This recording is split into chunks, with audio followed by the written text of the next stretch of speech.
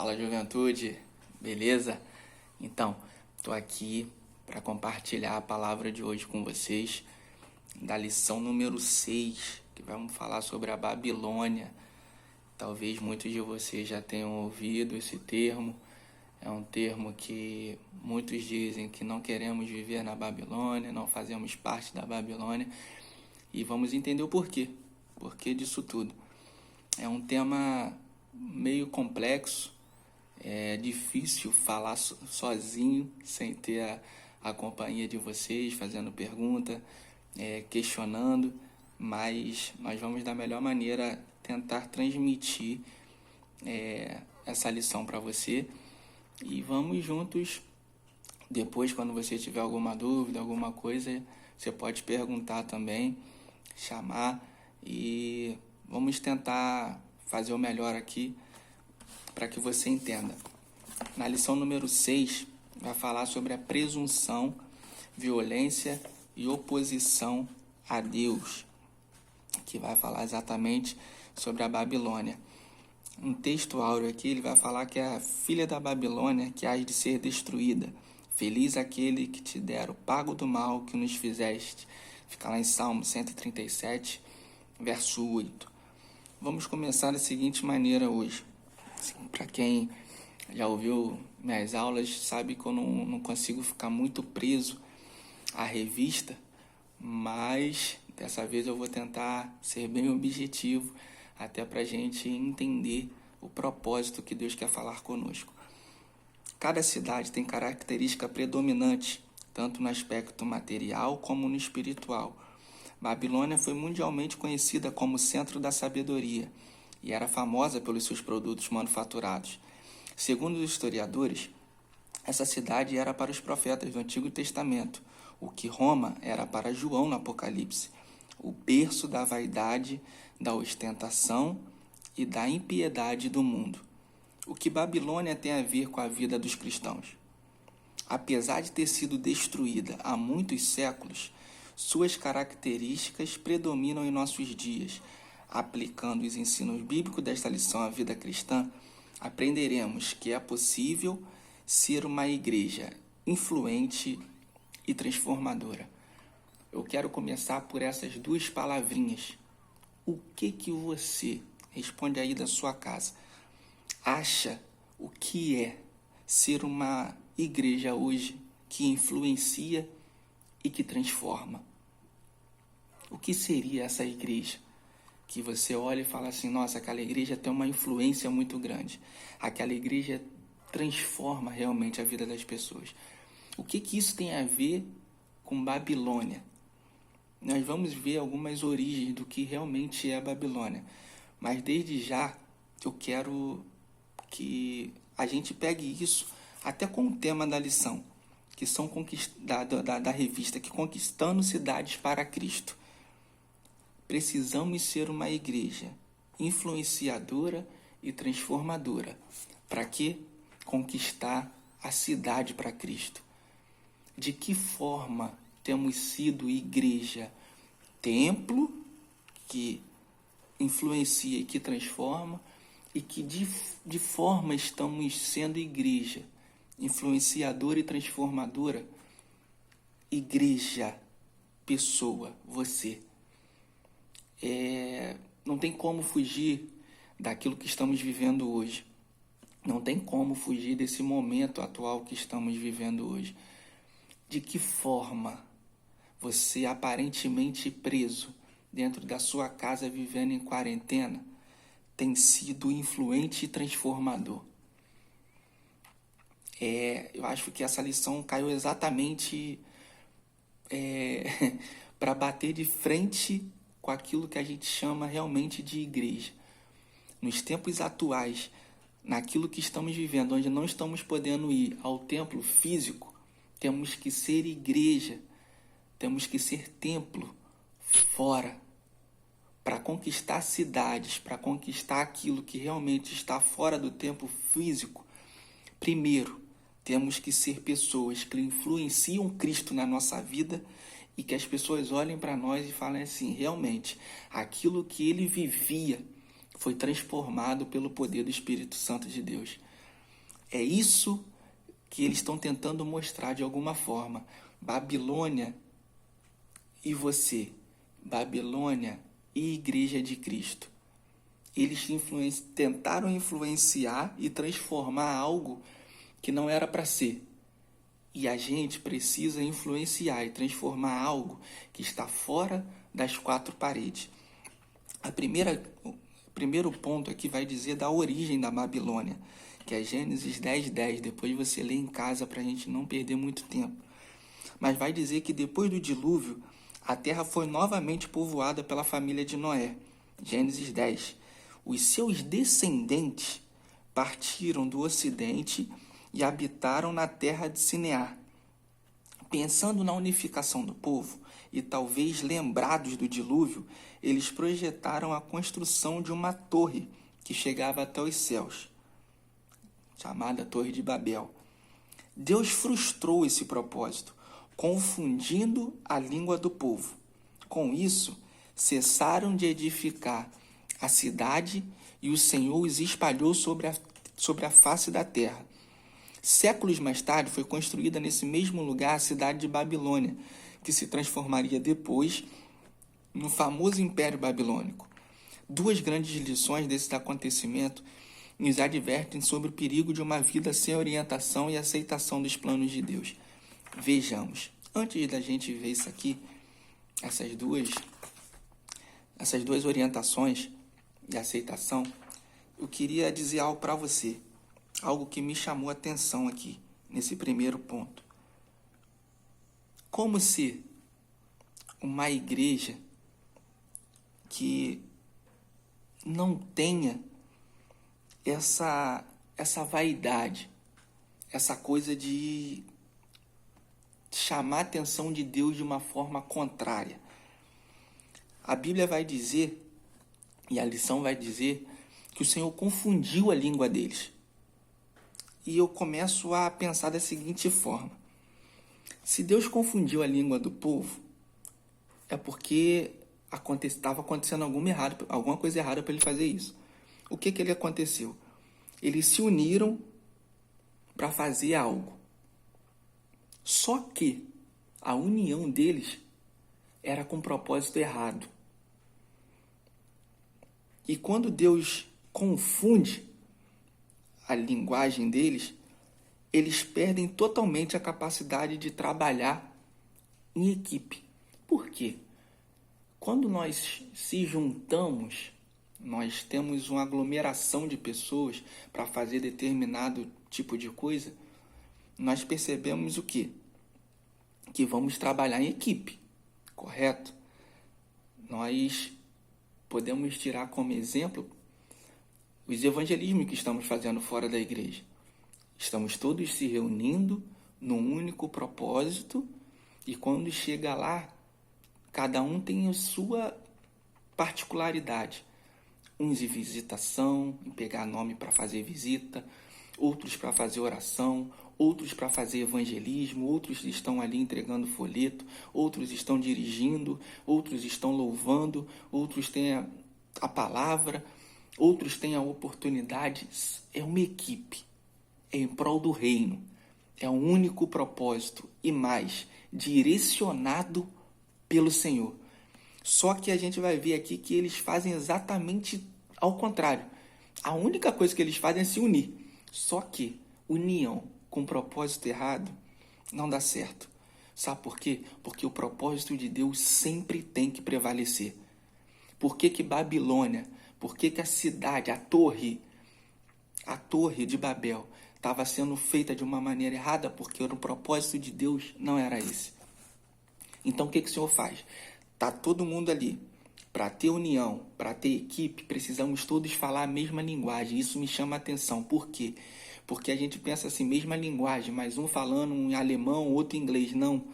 A mesma linguagem aqui é o seguinte: é o mesmo, todo mundo pensando na mesma coisa, no mesmo propósito. Qual? Almas para o Senhor. A lição vai falar sobre a cidade, ganhar a cidade. Como que nós podemos conseguir ganhar a cidade falando a mesma linguagem? Qual? Vamos todos juntos se reunir no único propósito. Propósito que o Senhor nos direcionou para quê? para ganhar almas para o Senhor. Ah, mas a igreja... Não. Não. O propósito de Deus é um só. Ide por todo mundo e pregai o evangelho. Não é pregar a igreja que você congrega. Não é pregar a igreja que é mais legal. Não. É pregar o evangelho. Por que todos estão reunidos num único propósito? Porque precisamos fazer o reino prevalecer. Eles estavam falando línguas contrárias. O Senhor fez todo mundo pensar diferente. A linguagem aqui diferente é essa.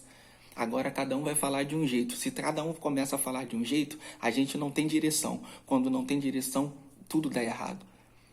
No dia de Pentecostes, por exemplo, Deus fez o contrário. Em vez de confusão, houve compreensão. Por quê? Porque estavam todos reunidos num único propósito. De quê? De sentir a presença de Deus e ser derramado pela presença de Deus. Quando o Senhor fala sobre isso daqui, a gente vê que o povo estava reunido num propósito totalmente diferente. Eles queriam fama. Eles queriam ser lembrados de alguma forma. Ah, nós construímos isso daqui, vai chegar até o céu. Quem foram esses que construíram? Ah, foram os descendentes de Noé. E o Senhor fala, não, a glória é minha. Eu quero para mim.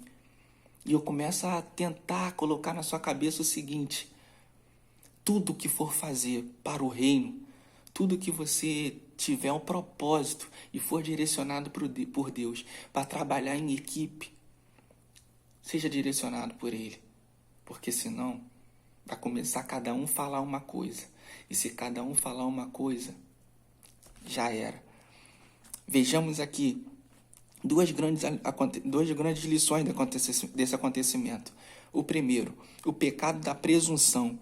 O que o povo de Sinear, antigo nome da Babilônia, queria era dominar o mundo de sua época, ter o poder de suas próprias decisões em mãos, alcançando glória e grandes conquistas. A ambição ou orgulho é um pecado frequente. O cristão precisa aprender a contestar-se com aquilo que tem e buscar sempre a vontade de Deus.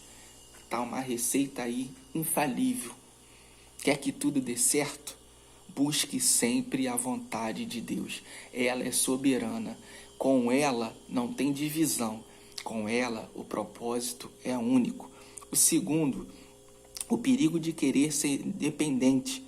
Ao construir a Torre de Babel, o povo de Sinear pensava em dirigir seu próprio destino, sem depender de Deus, criando uma união política centralizada e autônoma. Tornemos celebre o nosso nome para que não sejamos espalhados por toda a terra. No entanto, sem Deus não há felicidade e nem realização.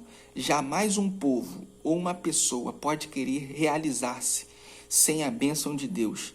Feliz é a nação cujo Deus é o Senhor.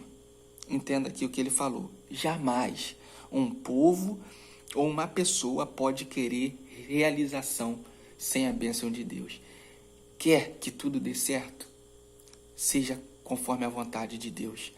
Quer que os seus planos, aquilo que você está em mente, dê certo?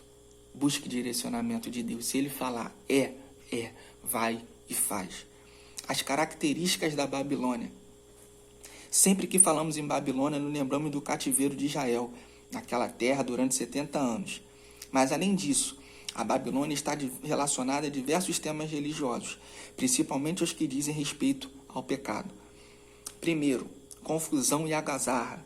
O nome Babilônia provém de Babel, na tentativa da busca de uma vida centralizada e autônoma. Babel transformou-se num lugar de tumulto e gritaria. Ninguém entendia ninguém. Hoje o mundo está vivendo momentos de grande confusão na economia, na religião, na família, e etc. O homem não está entendendo o próprio homem. Tudo isso porque o ser humano tem sido egoísta e tem buscado os interesses próprios, esquecendo de Deus, principalmente quando tem fartura. Isso é pesado. Isso é pesado porque é uma realidade que bate de frente conosco. Hoje, está cada um, podemos dizer, cada um pensando em si. E quando cada um pensa em si e não pensa no reino, cada um começa a falar uma coisa. E se vem alguém de um ponto A falando algo, vem alguém de um ponto B falando algo, vem alguém de um ponto C falando algo, o outro de D, de E, de F. Imagina a pessoa que está ali no centro querendo ouvir isso. Já parou para pensar, para pensar num intervalo da escola, quando toca o sinal que todo mundo sai falando ao mesmo tempo, sai gritando, sai correndo, ninguém consegue entender. É mais ou menos isso que está acontecendo no mundo. Hoje estamos vivendo num momento mais ou menos parecido com esse. Por quê? Porque o político fala uma coisa e dentro da própria politicagem existe outro falando outra coisa. Mas aí o povo está querendo dizer outra coisa. Mas aí o outro está querendo ser mais inteligente que o outro, querendo falar outra coisa. E quem é que está falando certo? A quem daremos ouvido se não buscarmos a vontade de Deus e a soberania de Deus? Ficaremos perdidos no meio disso tudo. Isso, para o ponto B, idolatria e violência. Em todas as passagens bíblicas, a Babilônia está sempre relacionada à idolatria, paganismo e oposição a Deus. São pecados que estão sempre presentes em todas as cidades, mesmo nas pequenas. Este mundo jaz do maligno. A idolatria, que é um pecado de oposição a Deus, sempre gerou outros tipos de iniquidade. Em nosso país, por exemplo, a idolatria tem sido a razão de certos pecados que se avolumam a cada dia, levando o povo a se distanciar de Deus mais e mais. Idolatria tá por fora. Dá tchau assim para ela, ó. Manda embora. Não existe idolatria. Quando nós começamos a idolatrar algo que até mesmo a gente faz, está fora da direção de Deus. São características de Babilônia. Ah, mas eu faço assim e assim dá certo. Você idolatra aquela decisão que está dando certo. Mas entenda uma coisa, só está dando certo porque é Deus que está no controle. Se você começar a idolatrar aquilo que está dando certo, porque Deus está te usando, Babilônia. E Babilônia é lugar de erro, de línguas erradas, de oposição. Vamos por terceiro ponto. Desculpa estar correndo, irmãos, mas é porque tem tempo para não ficar muito longo e que os irmãos consigam entender. A Babilônia simbólica. A palavra Babilônia aparece 266 vezes em toda a Bíblia, nem sempre com sentido literal. Em Apocalipse tem um sentido figurado, ou seja, simboliza a totalidade do sistema mundial dominado por Satanás, que promove a iniquidade na política, na religião e no comércio, no período da grande tribulação. É um símbolo mundial da oposição a Deus. Pode ser vista assim, segundo os estudiosos. Vamos falar sobre 3 coisas agora que tem total significado para você entender Babilônia. A primeira simbolização da Babilônia é a Grande Babilônia. Nos capítulos 17 e 18 de Apocalipse, eles retratam a Grande Babilônia, que será totalmente destruída. Ela é vista da seguinte forma, quanto ao seu aspecto comercial e político.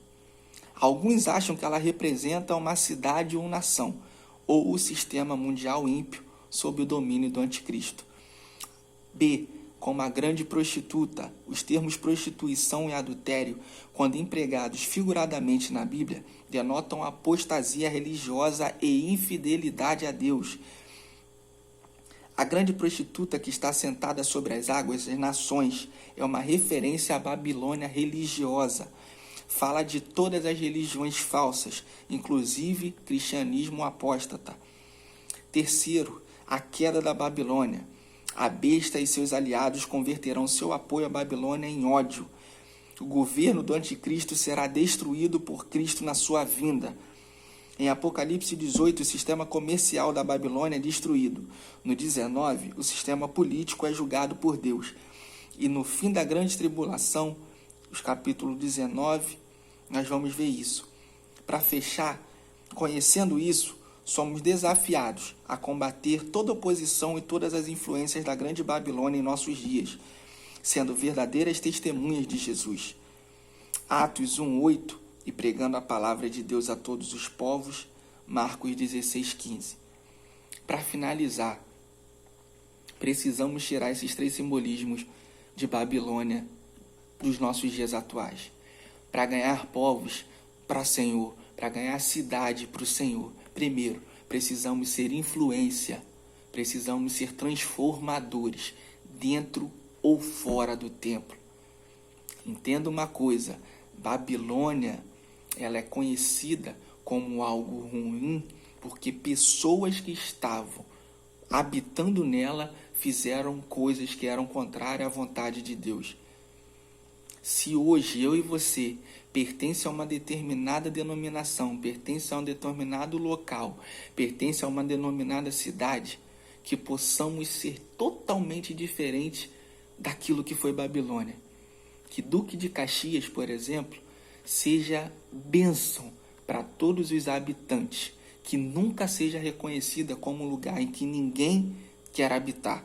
Babilônia simboliza a religião falsa, a feitiçaria e a astrologia e todo tipo de rebelião contra Deus. O que eu quero enfatizar e fechar aqui com os irmãos? Quando eles pensaram em fazer algo que não estava no propósito de Deus, Deus não se agradou. Entenda, Deus desce para ver o que está acontecendo. E quando ele olha, ele fala, medidas precisam ser tomadas. Não espere o Senhor descer para ver que está dando tudo errado e tomar medidas.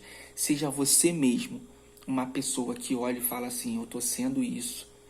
Ou o meu grupo tem sido isso. Vamos acabar e vamos melhorar.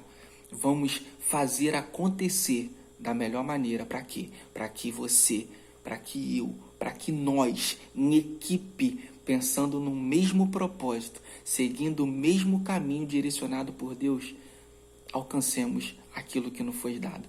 O que? Todas as cidades para Deus. Fique com Deus, reflita nessa mensagem e lembre-se, Babilônia não é nosso lugar. Uma ótima noite, fica com Deus.